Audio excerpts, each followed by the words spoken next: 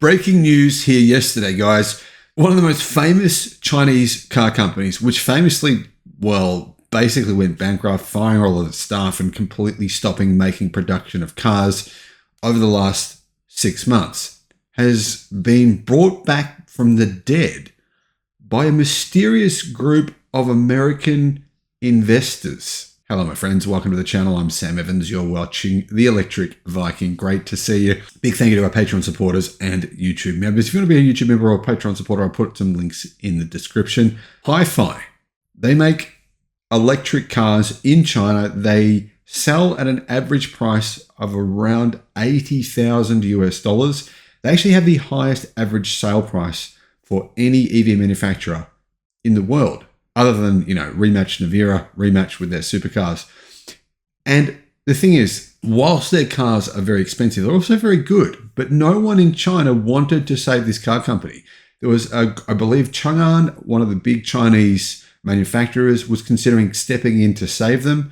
They decided against it, decided that wasn't a good idea. So it appears as though Hi-Fi were just left to rot. However, we've now seen a few days before the Biden administration came out and announced a 102.5% tax on Chinese vehicles, basically completely blocking them from the United States. Now, this deal was done, unfortunately, before Biden announced that this would be happening. So these investors from America, they've got together going, you know what, we're going to sell these cars in America. They even said this in their comment, their public statement. They plan on selling Hi-Fi vehicles in America. Now they can't. Well, not unless they want to pay 102.5% tax, which doesn't seem, it doesn't seem feasible considering manufacturing these cars is already expensive. They're expensive cars. They're big cars. They use big battery packs. The cost to manufacture these vehicles we know is high because this company has never made a profit before. But to be fair, neither has anyone else in China except for probably BYD and Tesla.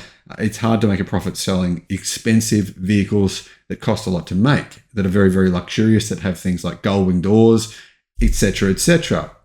Now, the true story behind this surprising news here is that Hi-Fi was rescued by a company called iAuto, and the plan sees investment of $1 billion US into the company.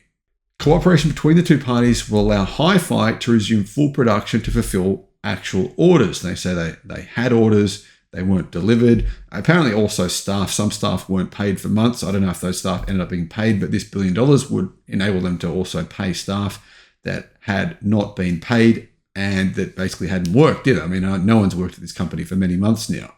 According to a very vaguely worded press release, it will allow cooperation related to equity restructuring and mergers and acquisitions, technology and research and development, engineering cooperation, brand and marketing integration at home and abroad, supply chain and manufacturing integration, and a series of cooperation covering the vehicle business sector. If you're wondering, you might have been looking at this car and think, hang on, I think I've seen this before. It's because CarWow, some other big YouTube channels, other big journalists have reviewed this car and they've said it's pretty good. It's not incredible, but it's pretty good. They're expensive, but they're pretty good cars. They're fast and they're actually quite big. But they are sold, the reason that you might have seen one, because they are sold in Europe. Not many, only a handful have been sold in Europe, but that was part of Hi-Fi's business model.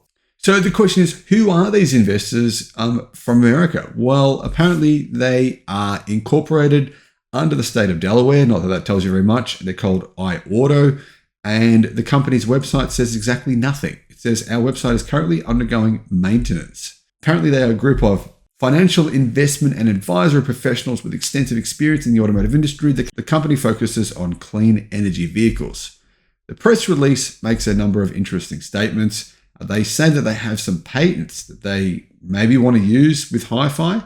One of those is a patent about low temperature controllable fusion variable modules in micro turbine generators. Not sure how they'd use that in an EV, but anyway, they also have a patent on a super drive system, which is meant to have 5 times better performance than a conventional drive system. I have no idea what that means. If anyone knows how Hi-Fi could use this super drive system to improve the performance by 5 times, let me know in the comments. Hi-Fi had been struggling since about December last year when reports from staff say wages weren't being paid. And subsequently, they laid off staff. They tried to deny this was happening, but everyone knew it was happening. And the reality is that I don't know what the Chinese government thinks, because the Chinese government believes that zombie car companies should not be resurrected and brought back from the dead. And that's been happening in China lately. 2 other EV manufacturers were rescued by companies, brought back from the dead, and they basically went bankrupt. And they were brought back. The Chinese government was frowning on this. They think, you know what? Let old dogs lie. Too many EV companies in China, just way too many. And bringing back old companies that went bankrupt for a reason is not a good idea. Now, Hi-Fi, though, they have much better technology than those 2 car companies that were brought back.